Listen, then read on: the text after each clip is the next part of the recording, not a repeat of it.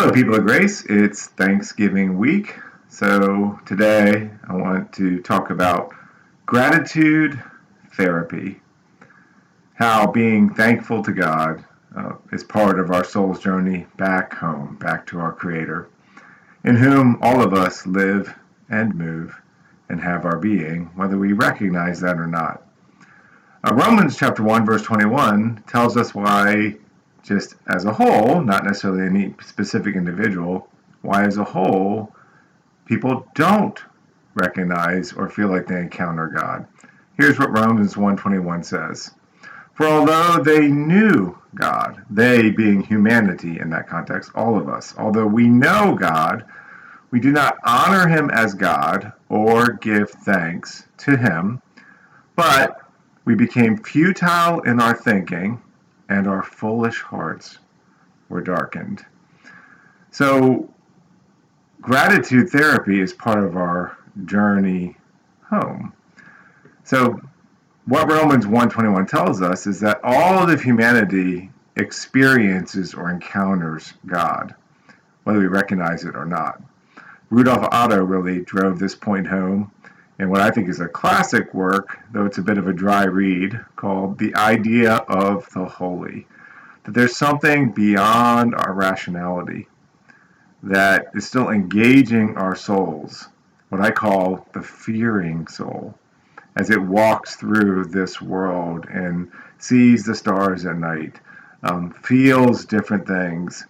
And I want to encourage you to encourage that sense of holy haunting.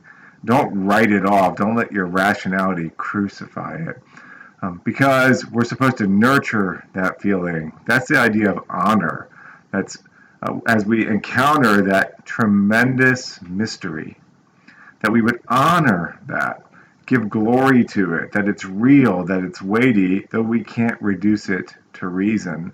And not only honor it, but be grateful.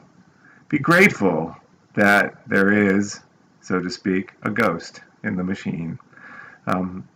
Spirits are real.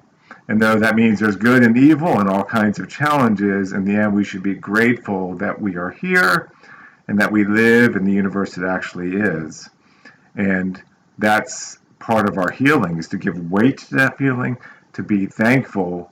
And if we don't do that, then all of our analysis, so we have the fearing soul that needs to give weight to those feelings, but not give in to tormenting fear, but be thankful.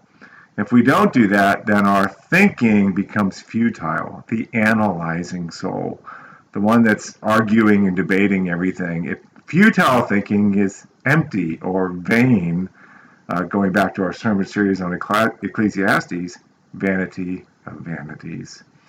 And if we don't honor and be thankful and reverent in that fearing part of our soul for God's presence, our thoughts go haywire, and our hearts, the empathizing soul, becomes darkened. It doesn't connect everything and ends up scattered and inwardly divided, as Thomas à Kempis so beautifully said. Those who are at one with themselves and inwardly undivided perceive things, and that without effort, for they receive the light of understanding from above.